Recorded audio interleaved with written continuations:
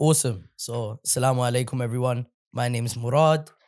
I said your name wrong. Astaghfirullah. Go Nah, ahead. bro, you're good. You're good. I think a lot of people get a little mishap with the name, but we're good to go.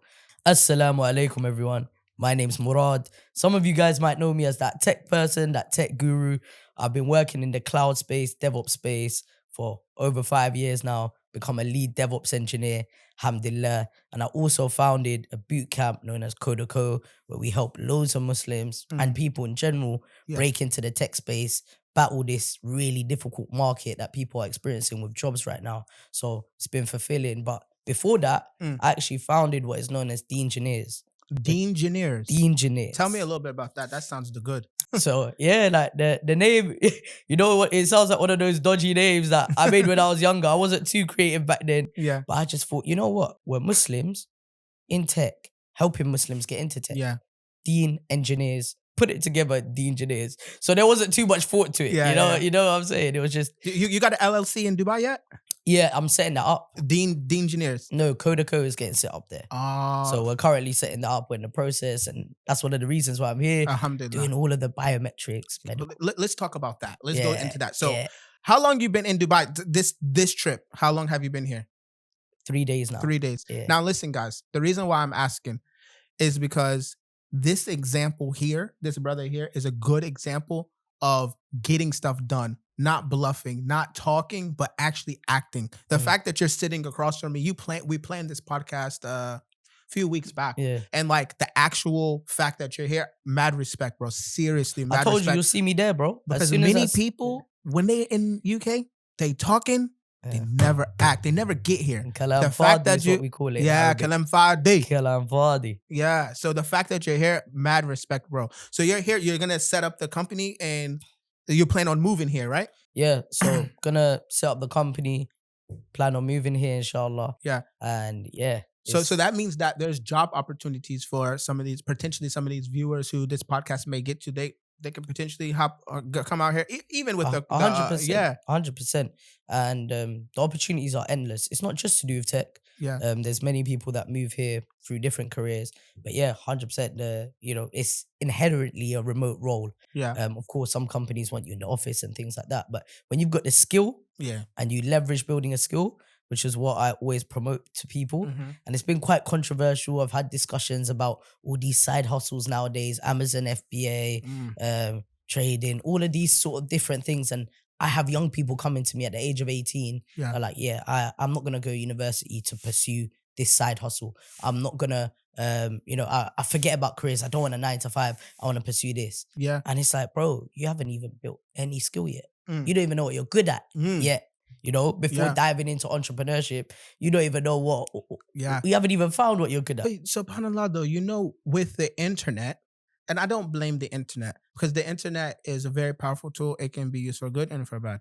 Now, this younger generation, they are bold. When I say bold, they are bold.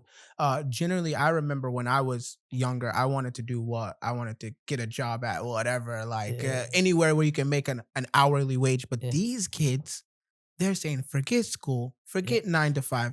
I want to make bread. Money. Like they want to make money. And a lot of them are quite brave. They're going, like even one of my employees, they're doing marketing and all this other stuff. And they're literally getting ready to start their own company. Young, 20, 19-year-olds. So and I'm not amazing. Against it, by the way, just to sort of reiterate it. I'm not against people being entrepreneurial in terms of their mindset and trying different things. You must have a skill. But you must have a skill and you must have something that, you could fall back on and build like that. There's a reason why these are called side hustles. Yes. When you start off, right? If you're doing a side hustle and you haven't even found what your main hustle is, that's where the question is. True. You're diving into something you have no idea about. And bro, you're on the online space. I'm on the online space. I'll get hit up by some 16-year-old kid saying, yo, I've got this SMMA. I could grow your business, blah, blah. The amount of messages I get. You get me? I'm like, you're a kid, bro. But some of them, I get a lot of those messages as well. And sometimes I give the people a chance, because at the end of the day, they're trying. So I give them a chance to see can we actually work together? And then a lot of them, I think a good thing is they sent the sample. But I want to go back to something with you. So you're helping brothers with tech, right? Yeah. one of the big hurdles for a lot of brothers who want to move here is that, one, they don't have a skill. Two, they don't have a job. Three, they don't have nothing going on. So they are scared to make the move because of not being scared that their provisions won't be there. I always say your provisions are going to be there. Now, how much can they actually make if they go along and learn from you tech and things like that? Could it be a means for them to actually move here to the UAE like yourself and inshallah and make a living for themselves? It's definitely possible. 100%. Really? 100%. Not straight away. You, of course, need to build some experience. You need to get really good at your skill because even in the UAE, bro, you have to be good at what you do. 100%. Right? It's very You're competitive. Very competitive. You're competing with everyone around the world that wants to move here. So your abilities, your technical skills need to be there. And that doesn't happen overnight. But 100% through applying yourself, being consistent, me, a few other brothers received offers 2-3 years into our career, and we've debunked this whole myth that you need 10 years of experience. There's all these common misconceptions about landing jobs in the UAE that you need 10, 15 Not years, true. and it's not true. We've seen it. Yeah, It's not the case. So 100%, once you build that skill, it's more than possible. definitely. So, how you like in Dubai? It's funny because I text you this morning, bro. What are we gonna wear? And then Allah Mubarak, we both got our clothes from where we get it from. Tell them. Custom made reality, man. Yes, man. That's Big the shout only out to place the, to be getting your yeah, shirts. literally, man. It's the only place to be getting. It fits getting nicely, It's custom. quality, It's custom custom made. Yeah. So, what I wanted to dive into now is your online presence. Yeah. I think you were saying earlier that it's not about the amount of followers that you have, Yeah. but it's about like how you pick a niche and target those audience. Talk a little bit about that so that people who don't have as many followers get a little bit of inspiration. What would your message be to them? 100%. What you're touching upon is quite Yeah. important. Sometimes social media can be really disheartening. Like I remember when I first started out, started posting, worried about what people are gonna think of me. And I'm feeling like I'm damaging my image, and Yeah. you know, it's a bit cringe. You know, you're recording yourself and you're taking 100 takes on the same video. You're looking at yourself thinking, "What am I doing here?" Yeah. You're editing it. You're thinking, "Oh, this doesn't look good." You post it, and sometimes you might even spend hours on a video. Yeah. You got like 500 views. Yeah. Like, I know that flipping feeling. out. I know that You're feeling. thinking, "Oh my, I thought this was gonna be a banger. Yeah. Thought it's gonna go viral." Got like 500 views, 1,000 views, and I just consistently stuck at it. And what I did was provided in-depth value Yeah. to my audience. In-depth value. I was giving away so many things that other people monetized for, right? And that showed people, and a lot of people are actually like kind of concerned about it in my team. Yeah. You know, in my team, they're like, "Bro, we actually teach some of this stuff in our course, in our boot camp, and you're just online talking about it and letting everyone know." I'm like, yeah, because we have that much value. When people put a paywall in front of everything before providing any value, Yes. sometimes it's because of there's a scarcity of value that they have. So they have to put that paywall there. I could sit on this camera and have a 2-hour straight conversation from A to Z of how you could get into the tech space. Yeah. I could do that right now. And by the end of it, you still wouldn't even scratch the surface of what we've got.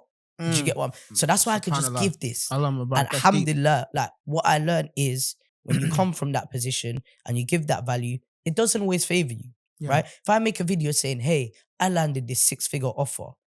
If you want to know more, comment below." 100% it will get engagement, right? Yes, it will. This is how I make £500 a day off my contracting role, £700 a day off this role. Because you make that sort of money. Yeah. If you're really about it and you're really that person in the tech space, you make that sort of money. I could easily make those vids. And then what's going to happen? People are going to be commenting. It's going to get loads of views. "Oh my gosh, you make this. How do you make that much money?" And then you just give them the low-hanging fruit.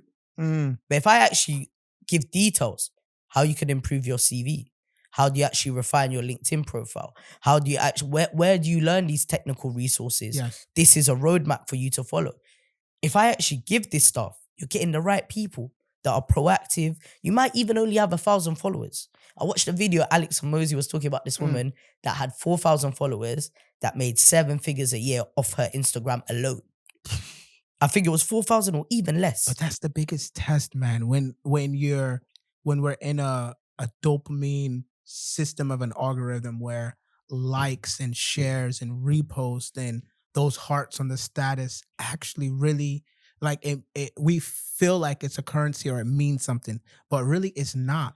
And that's the hard part, is that to separate the two. But if someone can successfully separate the two between the online currency of likes, shares, and hearts, and convert it into AED, Powerful. GPD, and USD, woo, you're talking different lifestyle You changes. can convert it to anything, really and truly. Convert it, you can do one, Yeah. anything. You can do Whatever pays me, you get me. Yeah. But you know what's actually so funny that happened the other day? Uh. I was on TikTok live, and I was just talking to my audience TikTok and live. my viewers, just vibing, chatting to them.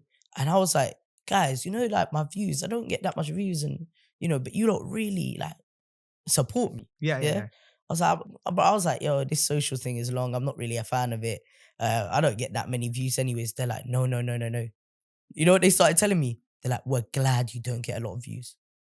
Because if you started getting views everywhere, the market will be saturated. They're like, we want to keep this information to ourselves. Yeah. I'm like, yo, so you keeping my content? Yeah. Oh, so that means they're not probably sharing it. They ain't sharing that. Yeah. I see the favorites. There's loads of favorites, but not too many people are trying to share. But I'll tell you where a lot of course sellers go wrong. Yeah, course sellers. And why no one could compare to me in this course selling space, info space, even though it's a boot camp, and I like to separate a boot camp from a course because there's so much more effort that goes into it, and it's really different than just having an online product you pay for. Yeah.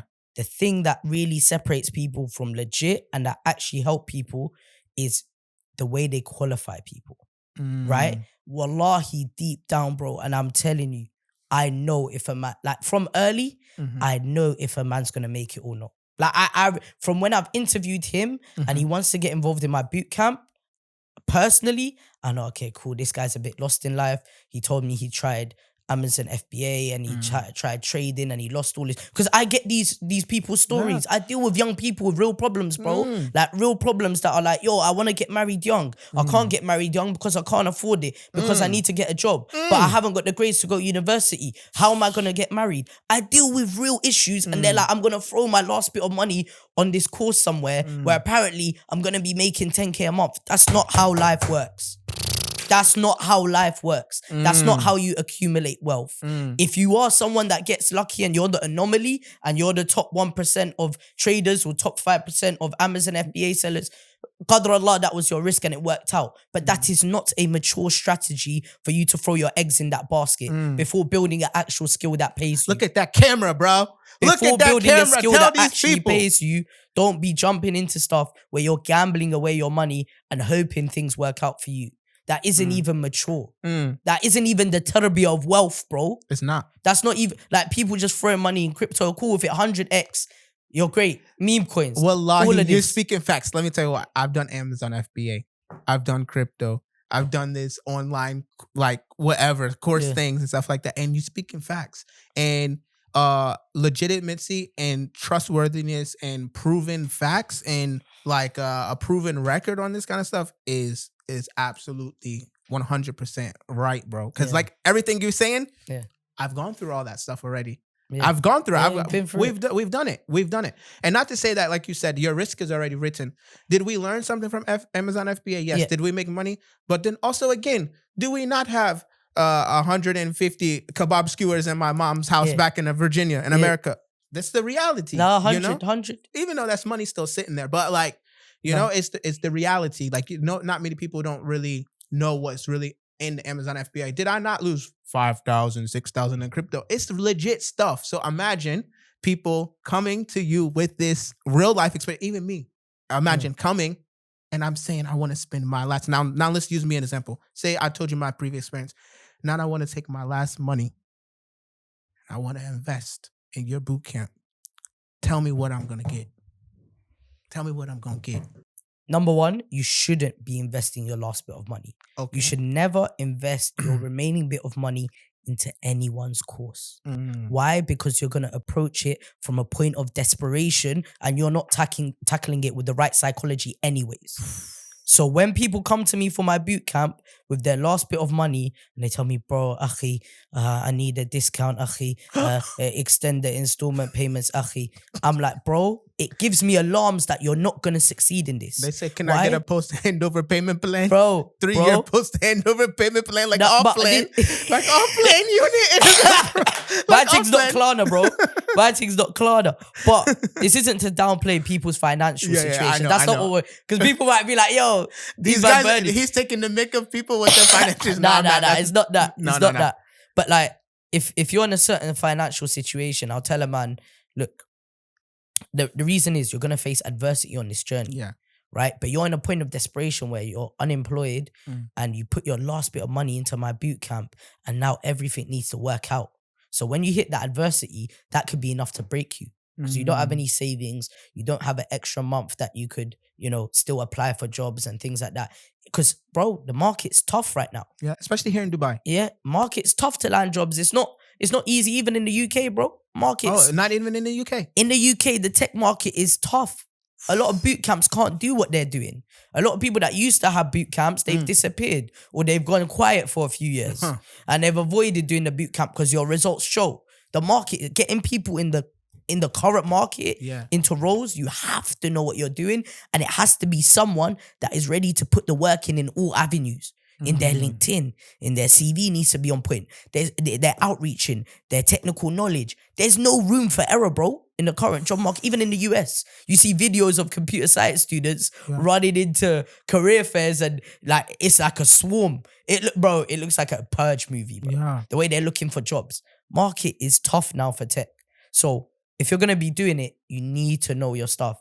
And don't buy any course if you haven't got money in savings. I'll tell that person, go back, get a job, whatever it is, retail, stack some shelves, save your money, invest accordingly, work part-time, upskill in my boot camp, develop that and transition and go from a point of security. We're all men. We all have bills. We all have things that we need to be doing. Yeah. Not everyone has that opportunity. If you're 18, cool, you could dash that money into it. Yeah. If you're 18, 19, you're living at home with your parents, cool, you can invest what is your demographic? So your viewers, mine are between 25 and 35, mostly males. Like most okay, yours? so mine are actually like between 16 to 25, 30. Oh, you have a younger audience. So I have to be careful because they're impressionable and I'm dealing with people that are incredibly impressionable that have been scammed multiple times. Yeah. So a lot of people that come to me, I not only need to help them in terms of their technical stuff, I need to reshape the way they think.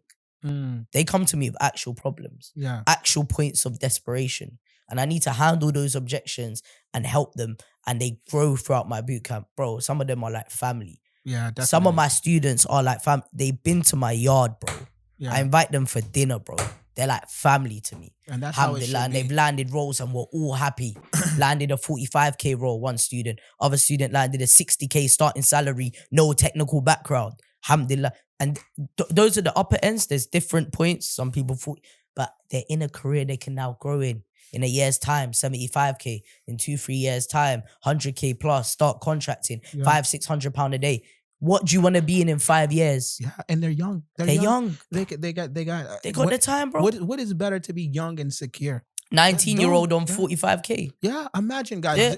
Since your audience is younger, I want to give them a message because my audience, I said 25 to 35. Then my second audience group is the 35 to 45. So mine is older than yours. Interesting. But these young guys, what this brother is saying is the truth.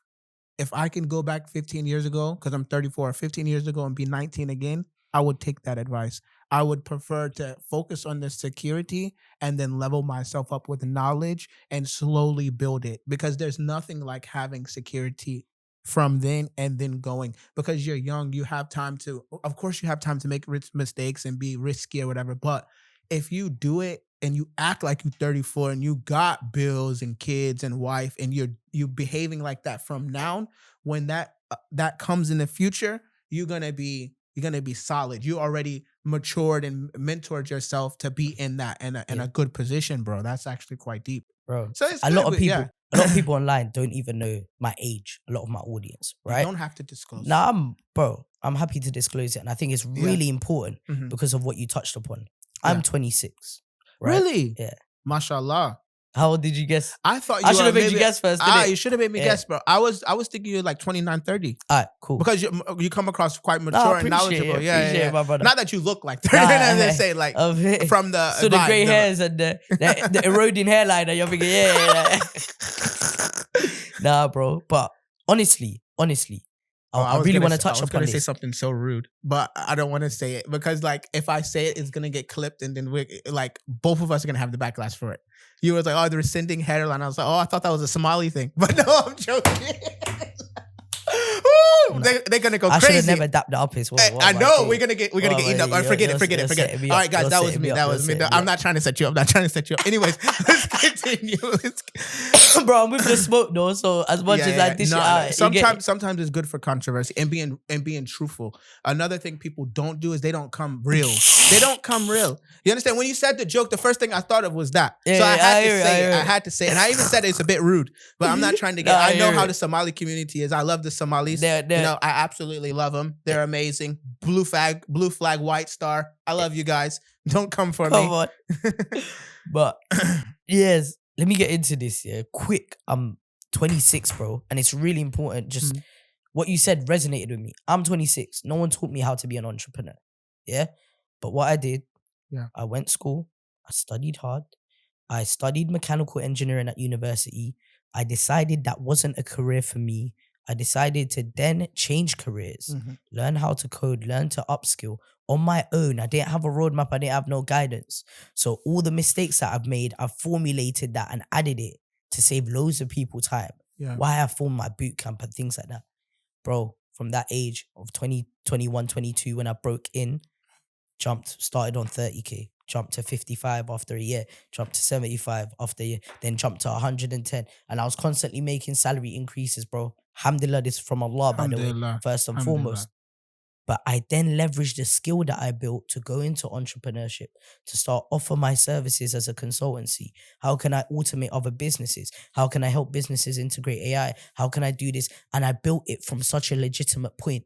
It's different than an 18-year-old SMMA person that you want to give a chance to. I'm now a 24-year-old person with accolades that knows what they're doing, and I have a portfolio built, and I could show you previous clients I've worked with and previous projects I've built. Yeah. The client engagement skills is all there. I know how I've worked in a consultancy, so I could sit in a room with you and my client engagement skills is there. I know about managing expectations. I know about consumer rights. Core sellers don't know about this. So they'll tell you this is how you make 7 figures a year and leave all the ambiguity there. And then when they get there and they get at the table with a real big deal, they don't know what to do. They don't know what to... Bro, how can you tell a real entrepreneur or someone that knows what they're doing a shark? Because sharks will bite your head off, so you got to be careful. 100%. I'm in the business. Bro, I'm here in Dubai. I know. Bro, you know. Yeah. When in Dubai, bro, you'll sit with a serious shark and you're here talking about, I make 7 figures a year, Really and truly, it's revenue. Yeah. Really and truly, your profit margins are 100 to 150K, and you're better off being a contractor working a 9 to 5 in tech, and you're making 650 a day, and your profit margins are better than this guy that's claiming he's a 7-figure entrepreneur. Yeah. Like, you can get drawn out by sharks, and people that are intelligent know what you're doing. Bro, I've seen people that are... I don't know if I should even touch upon this. No, go for it. I'm thinking about sharks. In my head right now, brother, I'm just seeing sharks just biting baby fishes. Like, I'm just seeing sharks eating baby fishes, I've seen the most manipulative marketing tactics where people will be like, bro, I'm a cameraman and I help this business generate $1 million in revenue. You're a cameraman, bro. Yeah. You're a videographer. Yeah. You didn't generate wealth. You didn't accumulate. You didn't create the sales funnel. You didn't build the marketing strategy. You're just a cameraman, bro. Yeah. I could have paid any videographer to record. Yeah, but they'll throw the marketing strategy of, I helped this business grow to 10 million in revenue. That's all talk. Like, I understand you're trying to promote what you're doing. Yeah. And when you come from a corporate background and you've worked in the corporate world, you know to be careful, because you know that your reputation's everything. True. You know you might need to apply for a job one day. True. That's deep. That's actually deep. That's deep, bro. It's deep, bro. Your accolades are there. That is very true. Your representation is everything, bro. That is so Don't true. ruin it for a few extra views and a few extra sales, bro. If you're a course seller, please make sure that the people you're taking into your course are people that are gonna benefit. Try have a little way to vet. Make them fill out a form. See if they're the right fit for it. Because in your heart, wallahi, like, it's nuts. I work with these young people. I know when they're gonna make it or not, a lot of them, and I reject them. No, you can't do my boot camp. Please, akhi, blah, blah, blah. Like, I need it. That I need this to blow. Because that one person you accept is not good for business. It's not. It's not good for business. You're gonna get a refund request in 2 weeks' time. In 2 weeks. And it's gonna be like, or they're gonna be there for 2 months and then ask for a refund. Yeah. After you've given them all the support. And then when you tell them no, and then they want to go and make Google reviews and become keyboard warriors. How about this, yeah? Keyboard warriors. How about this? On this podcast right now, yeah? This is one of the few people that I've ever asked for a refund. Yeah, one of the first people actually that ever asked for a refund. I don't have any other. Look, it says, I have no bad comments or experiences with Coda.co. Everything was on another level, from the support to the coaching, from training. Wallahi, I have nothing but good things to say about everything to do with Coda.co. DevOps just isn't for me. And this is after being in my course for 2 months. Yeah. Asking for a full refund. A full refund. But look. How would you feel? What I would do, me personally, what I would do, because like how I do business is like, what I would do for them, I would give them the refund and then I would give them access to the thing to continue. Why? Because I see that individual as someone who's going to refer me 10. I'm losing 1, but I'm gaining 10, especially if I give the refund and I give them access. And then I would use that person as an advertising and marketing tool. This person figured out after 2 months with us, but they're no longer interested. But we so confident in what we have. Yeah, we want to let him keep it if he goes into the real world, because he tasted what we have, and he goes and he want to come back 2 months later. You still have access, and you bring the 10 people back with us. We're gonna make 10x on it. Fair. That's what we're gonna do. Fair.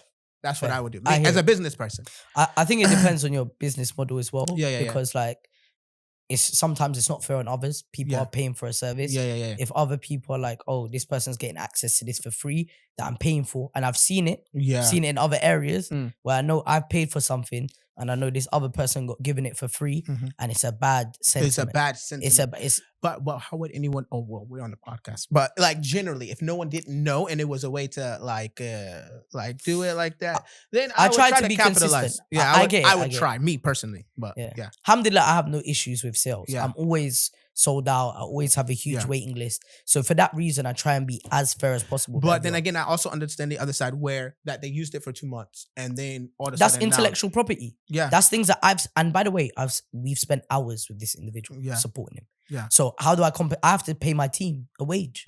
My team need to get paid for the hours they put in. I don't mind losing out my car. I've been supporting people for free for years. I don't mind losing. I know what you're talking about. I got people to feed. Do you get it? I got people that. And you got people to pay who got people to feed and as well. And they're putting in hours. Yeah. What am I going to say? And like, no, also, some things are beyond me. I always consult my team. Yeah. Never make decisions on my own. They all said, absolutely no way. We put hours, effort. And it was quite sad because, I hate it when things go a bit sour. Because I have a deep connection with my students, bro. And this needs to be talked about because people don't realize that. Even me with my company and things like that, these things happen. But the one thing that alhamdulillah, and that's probably something that you and your team have, is that no matter what, but this only happens with Muslims. Exactly. Bro, it always, subhanallah, always. Bro, this stuff only happens with Muslims. And it's sad to say, but this is the truth. If I was a white man, with a formal setup, where you can't get my number, where you can't reach out to me, right? Where I'm inaccessible, a white man, formal business, you would have got an automated response saying your refund policy is 2 weeks long. Unfortunately, you have passed this deadline. There's no refund. You wouldn't have got anything. But because it's a brother and he got access to you, give me this money. May Allah bless you. That's a bit sticky then. And I'm just like, I can't operate like that. That's not scalable. that is not how you could operate a business. And if that's not a good, I mean, and I understand this point now, that's not a good business model to have, because then if you do it once, then it's going to keep happening again. Like many people are going to try to do the same and thing. People talk. Yeah. People, my boot camp is very tight knit with my students. Yeah. High chance that individual will be on a call with other students, form a really good relationship with one, and be like, "Yo, you can ask for a refund. You can get a refund. He'll give it."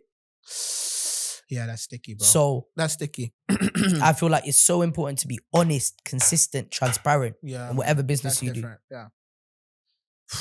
Man, guys, this is an absolute banger of a podcast where we've gone through a lot of stuff. Usually I say this part of my podcast, we've gone through this at like 5 minutes in. Yeah. We're in like already like 30 to 40 minutes in. Deep. So I want to go on about in your TikTok, yeah? Like, okay, we talked about it already, but like, bro, one of the main reasons I wanted to have you on, because I found you extremely hilarious.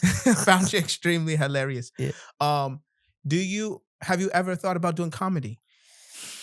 You know what's so funny about that question? Yeah. It's the first thing that everyone always told me before I came on social media. Yeah. Hey, you need to like jump on comedy. You need to be doing what Chunks is doing. You need to do YouTube. Can you mix the two, comedy and tech? Like, is there a way to make your content funny but tech educated? I feel like it's bad for business. It's bad for business. You lose that position of authority. Sometimes people's perspective of you can shift. It's hard for you. And I see a lot of comedians struggle out there. Yeah. I know comedians with hundreds of thousands of followers that might not necessarily make the money you think they're making. And that's just because of how people want to consume comedy. Don't get me wrong, you'll get a couple million views, but they'll just swipe. True. They're you know, unless you're big time where people are willing to book your shows and, you know, the Kevin Harts and the Trevor Noahs and all of them lot. Yeah. Unless you're that person, a lot of the time it's a dark, non-monetizable path. It's very hard to monetize. Yeah. Unless you like, I some of the comedians, like American ones, is I like Drewski and Desi Banks. I love Desi Banks, bro. Desi Banks is hilarious, bro. Yeah, and Drewski as well. Another thing. Okay, so say for example, there's a lot of influencers and content creators. Is there any way that in your field, like tech and stuff like that, what advice can you give to influencers or content creators to make money online? Because you know what I'm saying? Yeah. So the thing is with tech, they tend to be people that are quite introverted, quite nerdy, that don't like being on camera. So what about the one who wants to be on camera? So the guy that wants to be on, and even those people that don't want to initially, bro, there's so much opportunity. As soon as you turn on that camera lens, you can make ridiculous money, because even as an influencer, even as an influencer, 100%. Like, giving the perspective, I see people, you know, do day in the life, working as a software engineer, giving it insight. People want to see this, bro. Like, your normal life. How you get paid for it though? So say for example, I start doing like online. Like if I start making day in the life of like CEO, real estate owner, like what I go through every day, because many people want to know. People have no idea what I do.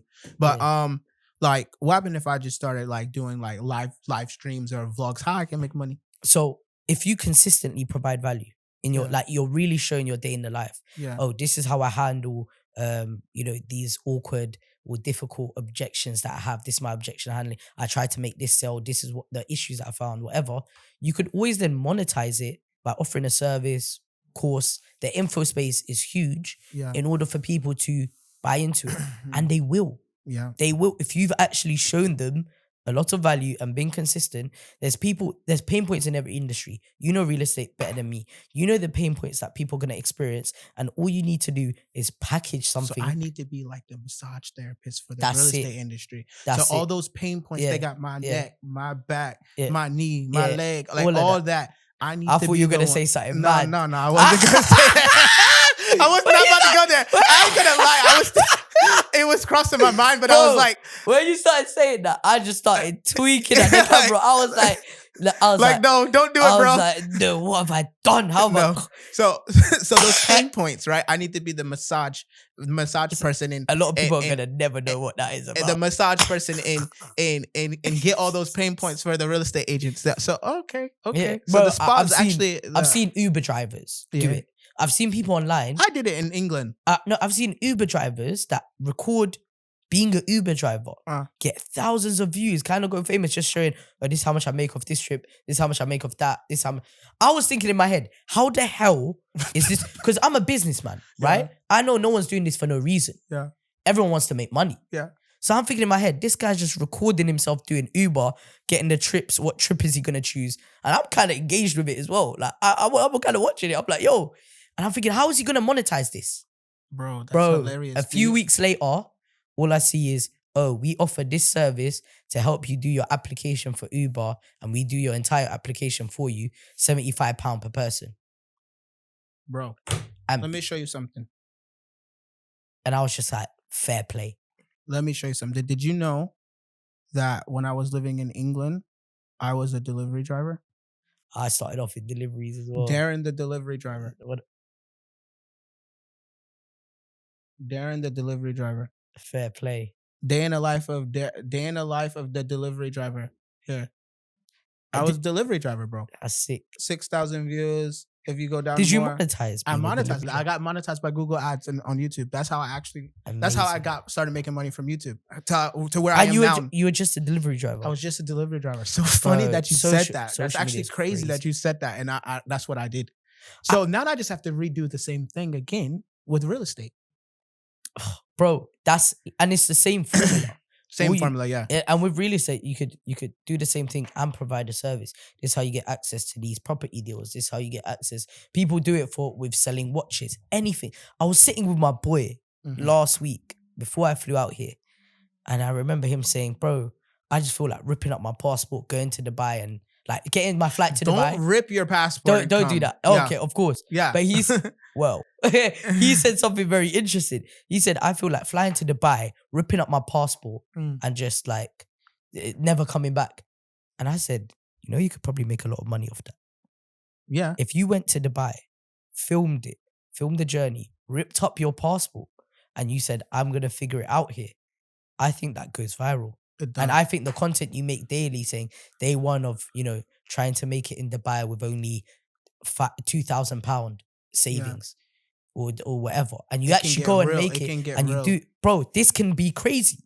So anything can make it in social media. Yeah. And then whatever you do later on, you could always monetize that audience. And game is game, bro. Game is game. Long as the game is real. Yeah. And you're a real player, then game is real. Facts. So where are we gonna take this now? Because I feel like we think we've been quite techie. Yeah. Talking about that. Let's talk more about a little bit more personal. So like how is life in England? Are you happy to come here? Do you have kids or are your kids want to come? Like what about that kind of stuff? So I personally do enjoy the life that I live in London. Right? It's not horrible. It's not, extremely difficult. I'm a very simple person, right? So I have a really nice gym that I go to. Yeah. Go to the gym, have my spa, go to the sauna, come home. I work remotely. I work from home. So a lot of the pain points that people actually experience in the UK, I tend to avoid, and I try to create a lifestyle around it that I don't need to experience that. Because I lived in Qatar for a year. Okay. So I was living in Qatar initially. So you have a bit of experience. So I have a bit of experience. So I spent quite a bit of time in Qatar. And before that, I was just traveling like a digital nomad. So I lived in, I say lived in, but these are all few month periods in Croatia, in Turkey, in Morocco. I spent time in Casablanca as well, stayed there. Where you been, Casablanca? Yeah. I need to go out there, really. Yeah, I can't lie. Casablanca is a good spot. I need to go Casablanca. Why are you trying to go Casa? I need to go. Anything, charity, inshallah, charity, anything, bro. Anything. I know when a man is Casablanca and that's his reaction, it's a dangerous game. Yeah. But man, I literally I was literally just exploring and bro, I was like, let me enjoy this. Let me enjoy the fact that I work remotely. Because a lot of people talk about it. They might have a fully remote job, but they won't reap the rewards. If you're not traveling and you have a fully remote tech role, what are you doing with your life? You can you have like a cheat code to travel. So all you need is Wi-Fi. Literally. and you're good anywhere. And now we sound like one of those course sellers. All you need is a phone and Wi-Fi, and you can now make £1,000 a day. And you can live anywhere in the world. You can live anywhere in the world with your feet up, looking at the ocean. So join my boot camp. All you need is internet, a laptop, and you're good to go. Yes, just be a goldfish and let one of us sharks eat you up. That, bro, like you know those things where they have like the cartoons and like the animes. Like I'm just envisioning like little goldfish and then sharks just like eating them up over our conversation. People don't even know that they are fish to be eaten. Yeah, and they don't even like, bro. I got one message where someone was like, bro, I've been scammed multiple times by Muslim course sellers. And I want to talk about this. Makes me get the shivers. I've been scammed multiple times by Muslim course sellers. And they target young Muslims' pain points. Don't you want to make Hijrah? Don't you want to, make 10K a month? Don't you want to do this? Don't you want to... And they use particular phrases. Like, where did you even quantify this 10K a month? Yeah. Where did this number even came from? Oh, don't you want to do that? Don't you want to do this? Young people feed into it, bro. And then they're like, bro, I've been scammed. And they say, Akhi, please don't tell me you're one of these guys. Please don't tell me you're going to scam me. Just give me your word and I'll trust you. And for the sake of Allah, I'll join your course. Don't join my course. Yeah. I told them, don't join. Why? Because you're not doing your due diligence. I could scam you the same way as these guys. Why haven't you done your due diligence? Why haven't you gone on LinkedIn? Why haven't you messaged previous students that have landed roles? Why haven't you done the right things? Because if I'm going to join a course, I'm doing my research. Best believe I'm doing my research. Best believe I need someone vouching for it that's experienced it and tells me, yo, this is the way forward. Exactly. Check their validity. Yeah. I'm not buying no course of no man that is selling me this little dangling fish. Hijrah. You're a young Muslim brother. You know what? That's the thing, bro. And it's funny that we and they target your wives, bro. Yeah. Don't you want to provide for your wife? Is your wife working? Is your wife working at home? You be a man. Don't let your wife work. Your work. Bro, how can young Muslim men, their wives are working? This and I'm thinking, bro. SubhanAllah. Are these men even married, bro? Like half of them not married, bro. Half of them want to get married. But see, that's the thing. Like a lot of these men aren't actually married, bro. But the crazy thing is they have no idea about married life. Like that's the thing. I don't talk about it much, bro, but they don't have an idea about married life. These man, imagine married life in Dubai. I've spoken to so many men. They switch up after marriage. It's funny. Before they get married, like I'll never let my wife work. They'll be married 2 weeks in. Like, bro, she's giving me a headache in the house. She needs to find something to do. Yeah. Like, bro, real life. Or in England, it's tough in England, man. You know, the finances and things like that. The way we have cost of living crisis. Cost of living. But then also another thing what not many people talk about is that, in the West, the way the economy and the job market and things like that is that I remember when I was doing the deliveries, I used to go into the place and it's just a KFC. Some guys may say, but it's just KFC. But when you go in, all the employees are females and maybe one guy is working. So now think about it. This is a job and there's 10 roles and 90% of the roles are filled by females. Where are the men? Yeah. Where are the men? You understand? I'm not to say that I'm against females working or anything like that, but really, that's one thing. So then even in that kind of society in the West, it's normalized and women are in immense roles versus men. And men may be applying and the HRs or whoever are hiring females, whatever the reasons may be, but they're doing that. So like another thing about this part of the world is that yes, both men and females work, but the men don't have a worry. No, I don't know one man in Dubai who is not working. In England, brother, I'm looking for a job. I'm looking for... Bro, there's an economic crisis, bro. Yeah. Like, let's talk the realness, bro. The rent in the UK is higher than the average salary. The rent in London is higher than the average salary in London. How does that make any sense? How are people meant to navigate by, one guy being the provider? Okay, it's awesome if he works and has a great career. But they make you feel bad if you and then they emasculate you. Yeah. You got these Muslim people online I know. emasculating men for their scenario. What are these men meant to do? Not get married now because they can't pay the full rent. But imagine if you're married and you're watching and then this happens to you. And your finances can change. Yeah. Your risk is from Allah. But And you could lose it all tomorrow. Mm. You could lose everything tomorrow. Mm. And what the first thing you want is a woman there that's going to support you. Yes, that's what when you you need, lose 100%. everything, and Allah could test you however, whenever.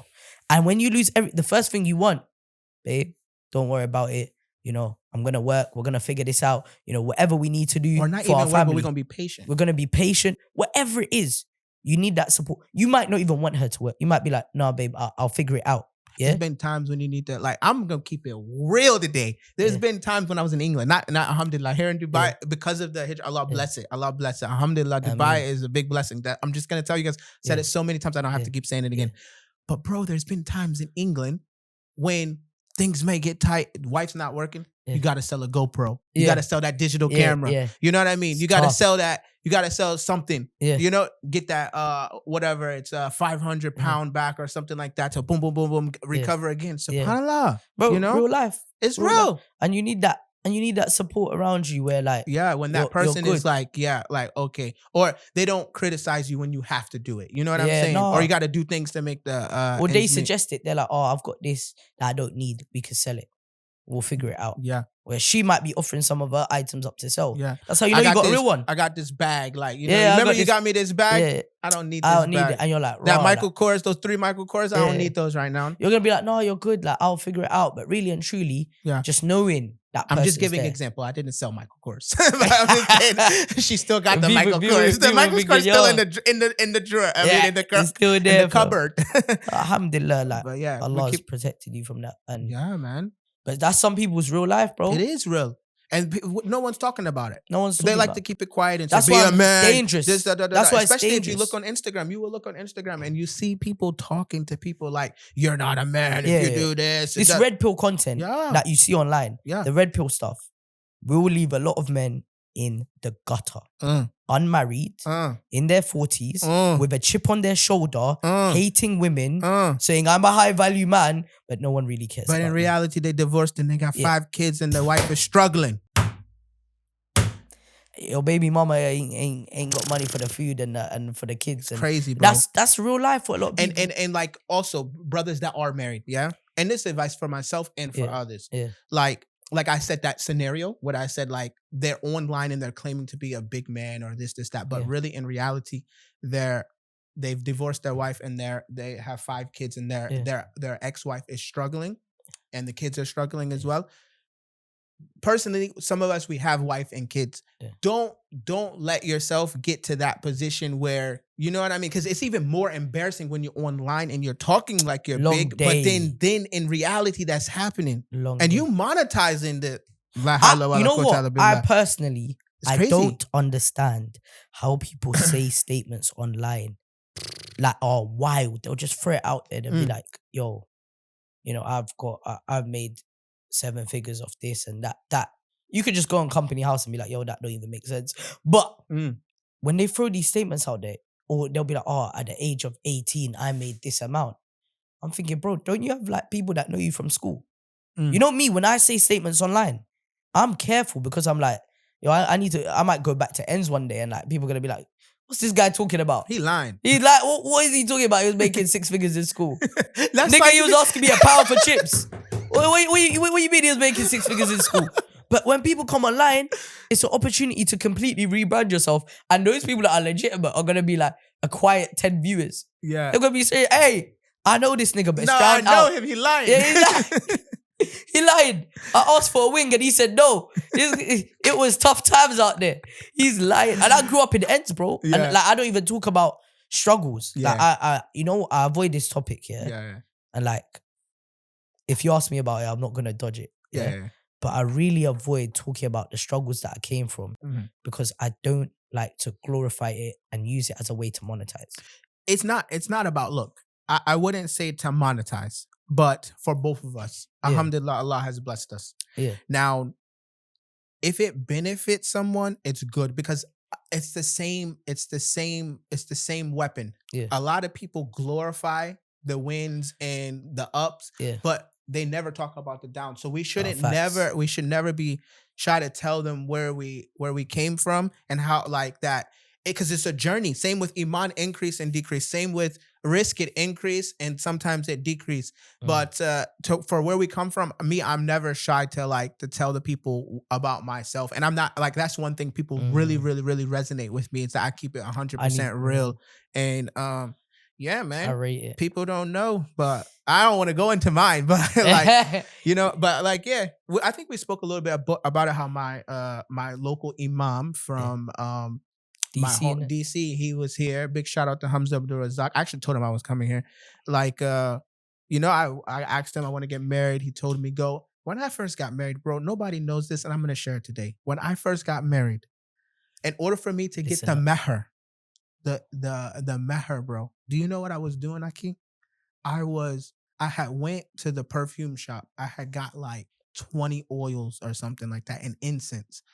And I had went to the Islamic Center of Washington. And after Juma, I was selling the incense and the oils to the taxi drivers. And I would take $5. But I would tell them, like, look, I'm selling this oil, El Ferdow's. I want to get married to a sister named El Ferdow's in England, but I'm selling it for $5. But if you want to give me, I will charge you 10. I got it for $5, but I'm gonna charge like you. I'm being honest with them. I'm like, I'm trying to get this, that. So I was selling incense and oils to make the meher, bro.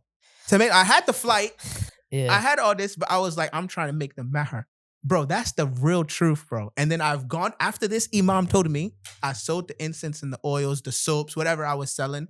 Gone to England, got married. Guess where I came right after I got married? And I was just saying this to my wife, Dubai. Her brother gifted us a little, not honeymoon, but he gifted us 7 nights here in Dubai. Love about it. And look, 10 years later, where am I? In Dubai with my wife and my 4 kids. Alhamdulillah. So that is what the inspiration that I want to give to the people is, that you don't know where you're going to start. I was in DC selling incense, bro. Incense. How much is the incense? 50 cents? I'm out there on the street selling incense like a hustler.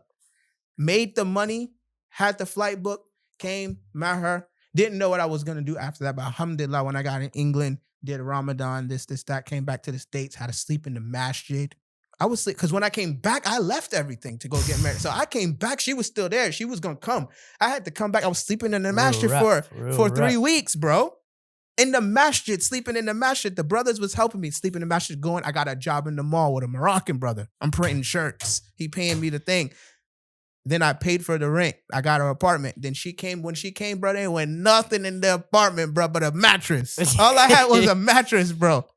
Real life problems. You know what I mean? This is what it is, where people like, you know what I mean? It's a real struggle. And someone to support you through that is big. So, but you go ahead, tell me a little bit. Let them know where we come from so they know. Like, people need the real, bro. Yeah. Imagine. It's true. I can't lie. That story is deep, man. Yeah. That story is deep. Nobody knows that stuff. But that's the reality of how I got married. That shaped you. It shaped me. You, like having to go through all of that. I grew up in Ends. Grew up in South Tottenham from North London. Bro, crazy. My experience growing up, crazy. Especially the conflict that I had of, I was kind of trying to be an overachiever, always trying to be well, but the influences around me were just insane. Like, I'll be coming from school, going to school, always the wrong people about. And the problem with me, bro, I'm kind of extroverted. I'm actually quite popular. Like, I get along with different people. Same. Like, I could lock in with different people and fit in the room, right? I'm that sort of person. And bro, at that age, everyone wants to be liked. Everyone wants to be popular. Everyone wants to be that kid that everyone's like, he's the guy. He's got the nice shoes. He's got this. He's got that. So I've always wanted that validation at that young age. You don't even know why, right? And the truth is, I was growing up in Ends, hanging around with the wrong people, but there was some things that just didn't sit right with me mentally, right? I remember just chilling on the block, and there was like 10 of us. These times were like 14, and we're talking about what do you want to be when you grow up? Yeah. Man, them are smoking what they're smoking, Yeah. selling what they're selling, going back and forth, whatever, doing what they're doing. Yeah, I know those days. Bro, and they're like, yo, what do you want to be when you're older? Everyone's talking and whatnot. And like, I must have said, I want to be a doctor or an engineer. Bro, these man looked at me and they're like, bro, you know you got to be smart to do that. And we were young. Yeah. We're young right now. Some people that are 12, 13, you know, young. And they're like, you know, you gotta be smart. And I realized the amount of limiting beliefs that you get when you grow up in ends. You don't even know it's possible. He's like, yo, you know you gotta go university for that. I was like, yeah, like I thought I can. Like, I thought it's Like, possible. it's possible. Yeah, it's possible. Like I have an older brother that done it. And some people don't even have that exposure. You know, information is one of the biggest privileges you can have, in my opinion. Yes, 100%. Because I grew up with very little. Yeah. Didn't have the shoes, you know, when I wanted those Air Forces, those black Air Forces everyone was wearing in school. Nah, man, I had to go and get those Sundico shoes that I'm looking like I'm in a construction site going into school trying to rep it. Just Slazenger crep. You get it? I was trying to make it work from Sports Direct and be like, yo, these look, bro, peak. My mom's like, yo, we haven't got the piece for that. Even though like they tried, and I don't want to ever knock my parents because they tried hard, bro. Do you get it? Don't want to ever knock for what they provided. But yeah, like that information that I had with my older brother was an example of someone that went to university and became a doctor. That was a privilege that none of them have. Even though we're all in the same socioeconomic scenario. We all have no peace. We're all in the same council yards, housing association. We're all doing the same nonsense. Yeah. But that one bit of information that I had that just reiterated that it's possible. It's possible to do something. It's possible to do something. They didn't have that. Man, bro, that's deep. You know, that's so deep. You know why? Because like you said, information is so important. And like, it's not good to gatekeep stuff, but always like to continue to motivate people because you don't, like you said, like those people didn't have it. And we don't ponder upon it. And like, it brings me back to where I come from. People, they just know me, Abdul Mohsen, in England, in Dubai. But what about, you know what I'm saying? America, like I'm from America. You know what I'm saying? You know what time it is. DC, Maryland, Virginia. Shout out. Let me not do all that because then people start searching and they really, really, really see what's really good. But I don't want to do all that. But I come from where people come from, where that's the truth. They still there right now. I can fly out, I'll say it. I can fly out right now, go land at Dulles, drive up 270, hit 495, hit Silver Spring exit, roll in, turn, bust a right, go in, hit Rosemary, Paddington, and then Kalas. I'm right back where I was born and everything started. And that shapes it shapes me. It shapes us. But then also, it's it kind of like, not to say that I don't ever want to go back there, because I still go back there. My grandparents, my grandmother is there, my cousins and stuff in there. I was just there not too long ago, 6-7 months ago, when I went to go visit. But when I went there, and you can go to the recreational center, you can go to like the hood or whatever, and you can see that the same stuff's still going on. And you know, people don't have really a real way out, especially in America. They don't have an idea. Somebody was asking me actually when I was in the mall in Glen Haven. I think I was in Glen Haven or Greenbrier, but in Chesapeake or Virginia Beach when I was back there. Someone asked me, was Dubai like a jungle or something, bro? Like they didn't even have a clue what Dubai is. Like they don't even know the UAE. They have no idea. They was like, what's over there? They was like, what's there? And I was like the ignorance is like, yo, you don't have a clue what's over there? I was like, it's amazing. It's like this and this. And they was like, really? They was like motivated. Like I was giving them something. And I was just explaining what's here. Like as if they don't never looked online or nothing like that. They just don't have an idea. So that's pretty deep, bro. Bro, it's deep. And they have no clue. I remember even, bro, another time man was chilling on the block. Yeah. And I remember these times I must have started a new job. This was early on.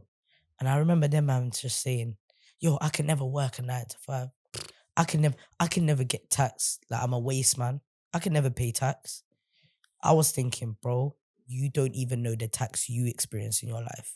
When you went jail for 2 years, you got taxed. When you got pulled over by feds and they took away what you had and snapped your little SIM card for your little trap phone, you got taxed and you had to build your line again. You got taxed here. When you got to watch over your back because the ops might pull up on you, that is tax. That's a mental opportunity cost in your brain. All of these things that they're experiencing, they don't know. Yeah. That they don't even get the other side, the other perspective, because that's all they know. And when I was saying it, everyone on the block was like, raw, like, Murrad spitting facts, you know?